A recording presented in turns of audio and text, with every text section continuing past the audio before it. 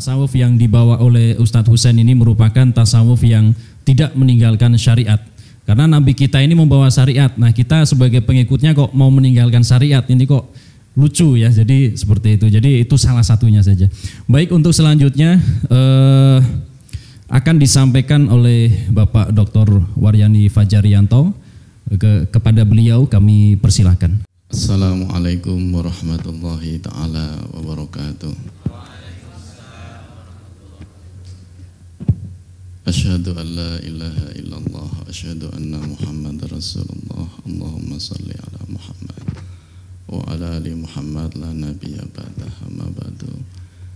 Yang dimuliakan Bapak Ustadz Husain bin Abdul Latif yang sangat kami muliakan, yang kami hormati Bapak Ibu yang berhadir pada pagi hari ini, narasumber yang tidak bisa saya sebutkan satu persatu nama, pangkat, gelar, jabatannya. Kita banyak bersyukur kepada Allah dengan anugerahnya kita diberi kesehatan dan kekuatan. Dengan itu dapat kita berhadir pada pagi hari ini dalam acara bedah buku. Salawat serta salam kita persembahkan ke hadapan ikutan kita Muhammad Rasulullah Sallallahu Alaihi Wasallam yang telah mengeluarkan umatnya dari kegelapan kepada yang terang benderang. Sejalan dengan rasa syukur tersebut, izinkanlah kami menyampaikan beberapa hal sebagai bahan pertimbangan, bukan sebagai keputusan atas undangan yang kami terima. Ya. Awalnya bedah buku ya, tetapi begitu saya sampai kemudian mendengarkan apa-apa yang beliau sampaikan, maka acaranya sebenarnya hari ini bukan bedah buku ya, tapi membedah dada kita masing-masing ya. Karena itu jauh yang lebih penting, membedah dada, membedakan al-haq dan al-batil ya. Jadi saya 1 jam atau 1,5 jam mendengarkan beliau tadi, saya terasa terbedah ya dada saya gitu ya, seperti pengalaman Isra Mi'raj Nabi Muhammad ya. Kenapa? Karena itu yang tidak kita sadari, bagaimana biar kita hidup itu sesuai dengan tujuan Muhammad dilahirkan, yaitu memperbaiki akhlak budi. Innama bu'istu liutamima makarimal akhlak. Tetapi sampai detik ini tidak ada cara yang ampuh untuk mewujudkan itu. Banyak teori sudah disampaikan ya, teori tasawuf, teori pendidikan Islam, tetapi perilaku manusia tidak menjadi lebih baik. Justru semakin tinggi pendidikan, perilakunya justru semakin tidak baik. Makanya yang paling baik itu sebenarnya anak TK. Maka semakin dia SD tahu mencuri, nanti lama-lama dia korupsi. Makanya orang korupsi itu orang-orang pintar. Maka jangan-jangan memang pendidikan kita itu pendidikan yang jauh dari visi misi Muhammad yang sebenarnya, yaitu memperbaiki akhlak budi.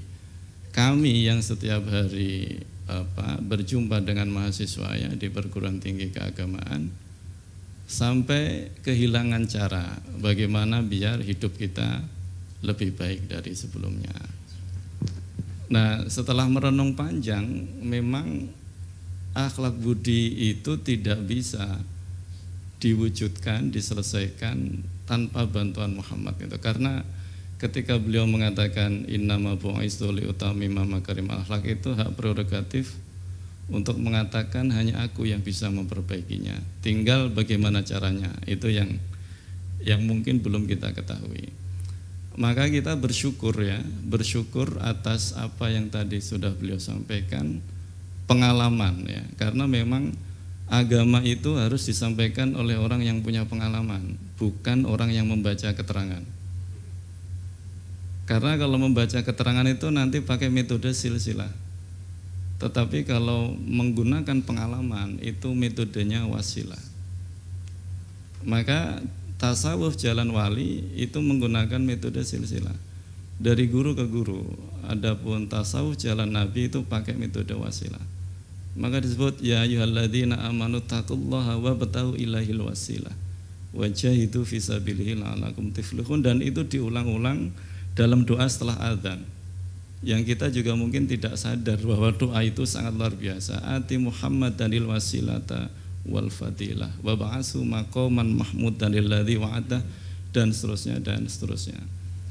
Karena 15 abad ditinggal Muhammad Rasulullah, kita kehilangan arah sebenarnya umat Islam. Mau belajar agama kepada siapa?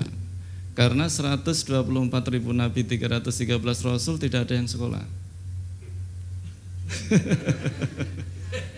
Tidak ada yang sekolah dan tidak ada yang mendirikan perguruan tinggi. Dan mereka tidak ada yang membaca buku. Semuanya murni diberi petunjuk oleh Tuhan.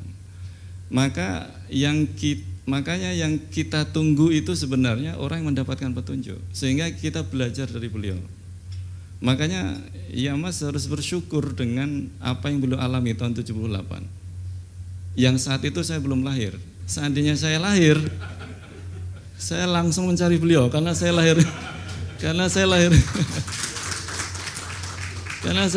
79.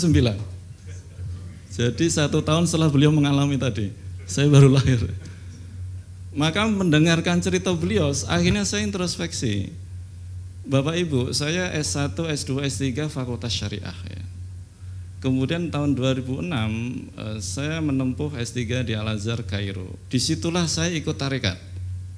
Makanya saya saat itu merasa naik martabat dari syariat S1, S2, S3 ke tarekat. Karena saya memang ikut tarekat di Mesir. Karena Mesir itu adalah sumber tarekat dunia. Tetapi kemudian dalam perjalanannya, ini saya cerita dalam perjalanannya ya, makanya selama 9 tahun saya jadi mursyid. Makanya saya sekarang mau tobat ya. Saya mau tobat karena saya belum punya pembanding kebenaran saat itu. Makanya sesuatu dianggap benar itu kan harus ada bandingannya. Kalau ada yang lebih benar ya kita ikuti yang lebih benar gitu. Nah, kemudian dalam perjalanannya, makanya ketika beliau tadi cerita ya, Ustadz Husain tentang tarekat ini dan itu, saya sebenarnya senyum saja, saya senyum di dalam hati. Karena karena ketika cerita tarekat, saya tidak hanya dapat keterangan tarekat, tapi saya pengamal tarekat. Makanya saya senyum saja gitu. Kenapa saya senyum? Karena sudah tobat ya. Kenapa? Karena praktek tarekat kemudian dalam perkembangannya dikritik ya. 2 tokoh yang mengkritik praktek tarekat adalah Ibnu Taimiyah dan Syekh Ahmad Sirhindi. Syekh Ahmad Sirhindi itu mursyid tarekat Naqsyabandiyah, mengkritik sendiri praktek tarekat yang dia amalkan. Maka kemudian dalam tradisi Sufisme nanti lahir apa yang disebut Neo-Sufism. Jadi Neo-Sufisme itu adalah kritik terhadap praktek tarekat. Yang dikritik 2, yaitu tarekat yang keluar dari jalur syariat. Yang kedua adalah praktek tarekat yang mengikuti tasawuf falsafi. Nah sejak itu kemudian saya merenung berdoa kepada Tuhan ya. Tuhan, saya syariat sudah saya tempuh sampai S3 ya. Kemudian saya belajar tarekat sampai jauh-jauh ke Mesir. Saya ingin dapat ilmu tentang hakikat Tuhan. Begitu. Karena kan harus naik progres. Hidup kan harus ada progres. Kemudian jumpalah saya dengan pelajaran hakikat itu. Saya tidak perlu cerita apa dan bagaimana ya. Nah begitu sudah sampai pada pelajaran hakikat, saya masih berdoa lagi. Tuhan, tunjukkan saya pelajaran makrifat nih. Karena ujungnya harus makrifat ini. Yang tadi beliau cerita syariat, tarekat, hakikat, makrifat ya. Makrifat, maka ada makrifatun amwali, hakikatun ahwali, thariqatun amali, kemudian syariatun aqwali. Saya tidak tahu ya, apakah pagi hari ini ya, ketika saya hadir jumpa beliau ya, kemudian disebut Yayasan Makrifat. Saya sekarang sedang merenung, apakah ini jawaban doa saya? Itu. Makanya saya tidak cukup sekali di sini. Jadi saya harus beberapa kali karena saya harus banyak belajar gitu ya. Saya harus banyak belajar. Makanya saya merasa pagi hari ini sempurna perjalanan hidup saya. Maka ketika Bapak Ibu cerita 4 pertingkatan itu, saya tidak hanya teori 4 pertingkatan, tapi saya ada di dalam sejarah pertingkatan itu.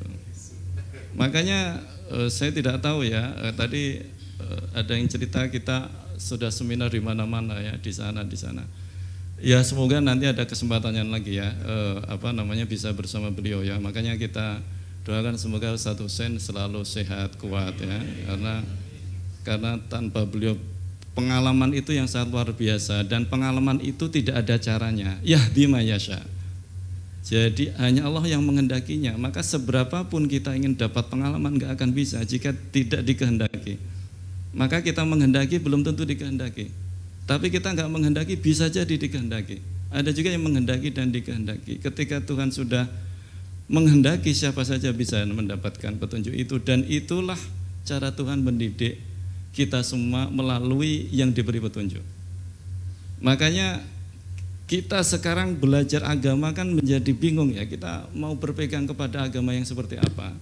Dan semuanya belajar dari buku disampaikan diulangi lagi, buku disampaikan diulangi, bukan dari orisinalitas agama itu sebagaimana visi misi Muhammad dilahirkan, yaitu memperbaiki akhlak budi manusia. Maka sebagaimana itu juga sebenarnya pengalaman para nabi. Maka saya sebut sebagai experience prophetic ya. Jadi pengalaman kenabian itu bisa dialami oleh siapa saja. Dan teman-teman ya Mas harus bersyukur ya, karena berjumpa dengan beliau dan beliau bisa menyampaikan pengalamannya dan bahkan tercatat dalam diktat-diktat pelajarannya. Karena memang dulu kitab Quran 30 juz kan juga belum didiktatkan. Itu kan juga pengalaman Rasul yang kemudian disampaikan kepada para sahabat, kemudian takut kehilangan artefak apa yang beliau sampaikan, kemudian didokumentasikan oleh sahabat-sahabat Abu Bakar dan seterusnya. Sekarang menjadi 30 juz itu. Maka kalau tidak punya kesadaran tulisan mendokumentasikan apa-apa yang beliau sampaikan, maka akan hilang. Tetapi jangan berhenti di catatan. Karena keterangan ada di dalam kitab, tapi yang diterangkan tidak ada di dalam kitab. Tentu di situ banyak sekali keterangan. Maka tadi saya mencatat banyak sekali sebenarnya apa yang beliau sampaikan itu ya, kalau diperdalam ya pelajaran ini sangat luar biasa.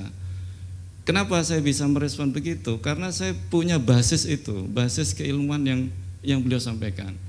Ketika beliau mengatakan banyak sekali ya, misalnya penjelasan tentang Ahmad ya. Ada sebuah hadits qudsi yang ini jarang orang bisa memahaminya dengan baik, yaitu hadis qudsi yang berbunyi ana Ahmad bila mim wa ana Arab bila ainin. Beliau mengatakan sendiri, saya Ahmad tanpa mim, artinya saya adalah Ahad. Dengan senandung tingginya beliau mengatakan dirinya sendiri ya Muhammad. Wa ana Arab bila ainin, saya Arab tanpa huruf ain, berarti kan dibaca Rob. Makanya jadi Muhammad ketika beliau ingin menyampaikan sejatinya dirinya ya yang di dalam dadanya, itu enggak tega, karena orang enggak akan paham tentang apa yang di dalam dadanya, bukan fisik bangsa Arabnya. Nah, Ahmad sendiri sudah dikatakan Isa sebenarnya. Jadi ketika Isa ini kan begini Bapak Ibu ya, nanti di dalam pelajaran tradisi kenabian ada yang disebut namanya fatroh. Jadi fatroh itu adalah era tidak ada utusan Tuhan, kosong tidak ada utusan Tuhan. Maka fatroh paling panjang itulah dari Isa ke Muhammad, yaitu 5 abad atau 500 tahun. Dan kita kepada beliau 15 abad yang lalu, kita 1500 tahun berjarak. Untungnya kita dipertemukan dengan Ustadz Husain yang mendapatkan petunjuk daripada beliau, maka itu memperpendek jarak kita 15 abad. Dan itu turunnya di Singapura, bukan di Madinah. Makanya ada orang Indonesia jauh-jauh datang ke Madinah. Terus kamu ngapain ke Madinah? Saya ingin belajar agama. Nah terus kata orang itu, belajar agama bukan di Madinah di Mekah. Di Madinah di Mekah itu umroh dan haji. Tapi kalau Anda ingin belajar agama, cari orang yang mendapatkan petunjuk yang daripada beliau. Nah itu diberikan kepada siapa? Kepada siapa saja. Orang ajam juga boleh. Makanya di dalam surat Asy-Syura surat 26 198 mengatakan walau nazzalnahu ala ba'dil ajamin. Jika aku kehendaki, Quran bisa aku turunkan ke bangsa ajam. Tidak harus ke bangsa Arab gitu. Maka bangsa Arab punya artefaknya, tetapi yang memberikan petunjuk menyampaikan itu siapa saja yang dikehendaki. Dan Bapak Ibu boleh berikhtiar dikehendaki, tapi belum tentu juga terwujud, karena itu memang diberikan kepada pakai teori yahdi may yasha, tidak pakai teori sunatullah. Dia sudah pakai teori qudratullah. Siapa saja bisa mendapatkannya, dan teman-teman Yamas harus bersyukur itu dan dijaga betul, karena tidak mudah mendapatkan itu, hanya satu di setiap fase atau setiap zaman ya. Artinya tidak setiap ada, makanya ada istilah ikhtilaful ulama min ummati rahmatun. Tetapi sayangnya kata ikhtilaf ini diterjemahkan orang sebagai perselisihan. Makanya kalau ulama berselisih, maksudnya sering disebut dengan perselisihan umat, ulama di antara umatku itu rahmatun. Berarti perbedaan itu wajar. Loh, kalau berselisih rahmat, berarti kalau bersepakat azab nanti. Maka ikhtilaf itu artinya bukan perselisihan, tetapi pergantian. Makanya ada ayat bunyinya ikhtilaful laili wan nahar. Artinya pergantian siang dan malam, bukan perselisihan siang dan malam. Maka ikhtilaful ulama min ummati rahmatun itu ada pergantian ulama di dalam umatku akan jadi rahmat. Apa yang disebut dengan pergantian? Wafat diganti lagi, wafat diganti lagi. Di petunjuk tidak akan hilang sampai nanti turun Imam Mahdi. Makanya di dalam redaksi sebuah hadis, alaikum bisunnati wa sunnatil ulama, alaikum bisunnati wa sunnatil khulafa'ir rasyidin al-mahdiyina min ba'di. Sampai nanti al-mahdiyina min ba'di itu istimrar sampai akhir zaman. Dan kita sudah ada di akhir zaman ini. Mau belajar agama kepada siapa tentu tidak mudah. Makanya saya tidak tahu nih, tadi disebut banyak menulis ya, terus sudah pantas jadi guru besar. Tapi mendengarkan apa yang beliau sampaikan ya Pak Ustadz Husain, ternyata ada yang lebih berat daripada menjadi guru besar, yaitu berjumpa Sang Maha Besar. dalam bacaan Allahu Akbar kita setiap sembahyang itu. Nah, hal-hal begini yang sebenarnya menarik ya untuk kita telaah lebih lanjut ya. Ada Ahmad gitu ya. Makanya 5 abad sebelum lahirnya Muhammad, bangsa Arab itu ya, yang lahir pada tanggal 12 Rabiul Awal, sebenarnya Isa sudah memberikan indikasi, sudah memberikan petunjuk. Di surat 61 ayat 6 ya, di surat As-Saff. Ya Bani Israel, ini Rasulullah ilaikum musaddiqan lima baina yadayya minat Taurah wa mubasysyiran bi rasulin ya'ti min ba'di ismuhu Ahmad. Falamma ja'ahum bil bayyinati qalu hadza sihrun mubin. Hei umatku, nanti akan datang ya Rasul setelahku namanya Ahmad. Tetapi begitu lahir namanya Muhammad.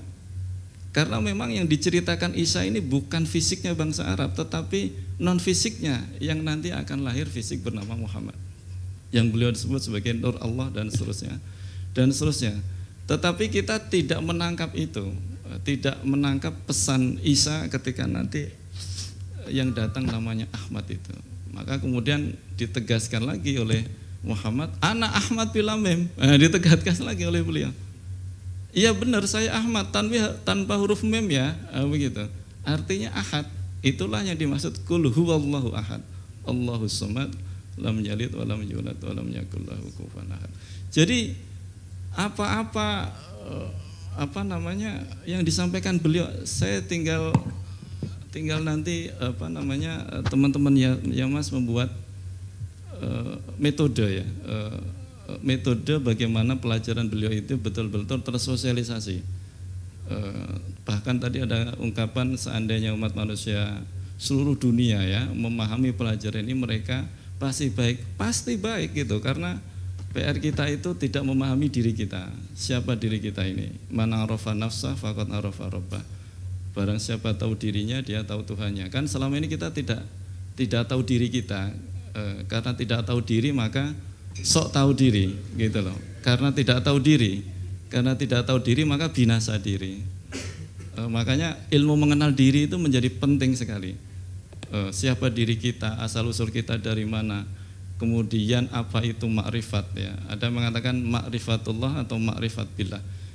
Kalau makrifatullah berarti direct mengenal Allah, tetapi kalau makrifat billah indirect mengenal Allah, artinya mengenal yang dengan Allah. Maka untuk sampai mengenal Allah kita harus kenal dulu yang dengan Allah.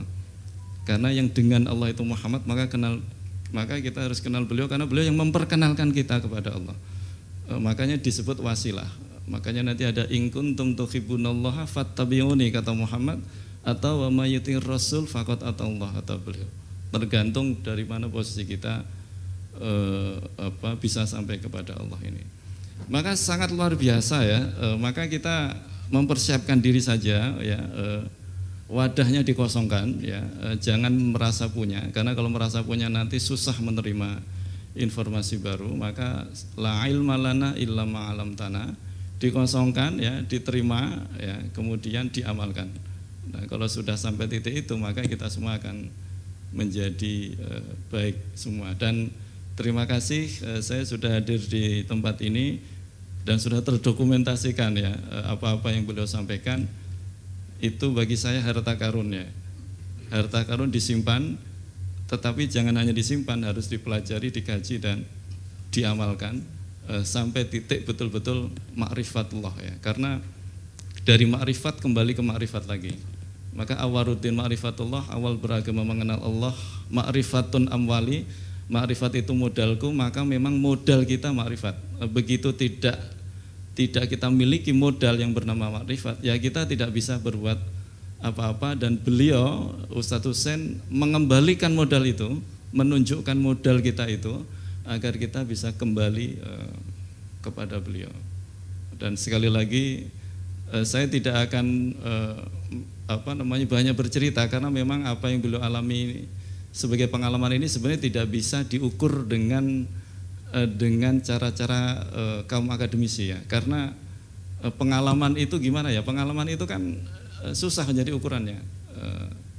Apalagi yang menceritakan pengalaman tidak mengalami, maka agak susah. Maka Isra Mi'raj itu hanya beliau yang bisa menceritakan. Kita tidak mengalami, mendengarkan saja bersyukur gitu loh, karena kita mendapatkan pengalaman itu. Dan terima kasih ya, semoga silaturahim kita ini dapat terbina selalu, dan semoga kita bisa berjumpa di lain kesempatan dan nanti bisa dilanjutkan dengan pelajarannya ini ya, karena pelajaran ini sangat mahal. Tidak ada mungkin ada di literatur lain ya, tetapi mungkin literatur itu percikan-percikan, jadi pecahan-pecahan ya, atau tebaran-tebaran yang mungkin belum terdokumentasikan dengan baik ya, tersistematisasi apa itu ma'rifat ya.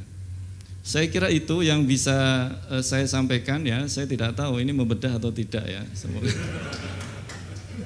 Semoga tidak, karena yang utama bedah hati kita masing-masing. Karena di situ ada good voice dan ada bad voice ya. Ada suara baik dan suara tidak baik. Dan kita susah membedakan suara yang baik dan suara tidak baik, karena semua perilaku kita pasti dari suara hati. Dari suara hati. Maka nanti ada hati nurani, ada hati sanubari. Nah, mengelola suara hati itu tidak mudah. Itu perlu orang yang mendapatkan petunjuk membimbing kita senantiasa. Karena kalau tidak melalui beliau, kita akan selalu kalah. Suara yang negatif akan muncul terus, yaitulah berdampak pada perilaku yang tidak baik, mencuri, korupsi dan seterusnya. Itu yang bisa saya sampaikan. Barangkali nanti tanya jawab lebih kepada penekanan ya, bukan mempertanyakan ya, tetapi memperdalam. Ya, karena di sini bukan adu ilmu, tetapi sharing pengalaman. Kalau ingin menyampaikan ya pengalamannya apa gitu. Karena pengalaman sebenarnya bisa kita sharing ya, bukan untuk memaksakan kehendak, tetapi untuk memberikan informasi yang mungkin saya dapat, yang lainnya belum mengalami. Itu yang bisa saya sampaikan. Terima kasih, sukses selalu, sehat-sehat selalu, khususnya Ustadz Husain. Saya beberapa kali ke Singapura sebenarnya. Tapi kok tidak jumpa beliau ya gitu. Nah, ini tidak usah jauh-jauh ke sana, beliau yang datang. Ini yang namanya kadar ya. Kadar itu dicari nggak ketemu, nggak dicari datang sendiri. Nah itu namanya kadar. Saya sudah sering Singapura kemana-mana, atau saya cari mana ya Ustadz Husain, nggak ketemu ya. Ternyata di beliau yang kesini. Makanya kemarin ketika ada acara di Jogja, loh gimana mas acaranya di Singapura? Enggak pak, ini Pak Ustadz Husainnya mau ke Yogyakarta. Saya merasa luar biasa ya, karena Jogja tinggal saya gitu, beliau kemudian datang ke sini, maka berlian saya mengibaratkan beliau mendapatkan durian runtuh ya, maksudnya berlian yang datang tiba-tiba, maka saya harus rawat ya, saya harus jaga. Yang susah menjaganya itu, karena kalau tidak nanti dijaga akan kita kehilangan. Itu yang bisa saya sampaikan. Terima kasih banyak. Semoga kita semua diberi kesehatan dan kekuatan selalu. Billahi taufiq wal hidayah. Assalamualaikum warahmatullahi taala wabarakatuh. Waalaikumsalam warahmatullahi wabarakatuh. Baik, demikian pemaparan dari Bapak Dr. Fajar. Yang saya tidak bisa menyimpulkan, silakan disimpulkan sendiri-sendiri. Paling kesimpulan saya itu bersyukur sudah menjadi bagian daripada Yamas, karena tidak perlu berpanjang-panjang, berdarah-darah seperti yang dirasakan oleh Pak Dr. Fajar ya. Sampai belajar syariah, sampai S3, terus jadi mursyid sampai 9 tahun, sampai beliau sudah hafal Al-Quran, alhamdulillah, sudah selesai semuanya gitu ya. Jadi kalaupun kita ini bukan orang-orang yang mendapatkan petunjuk, tapi setidaknya kita mudah-mudahan selalu bersama orang-orang yang sudah diberi petunjuk. Amin ya robbal alamin.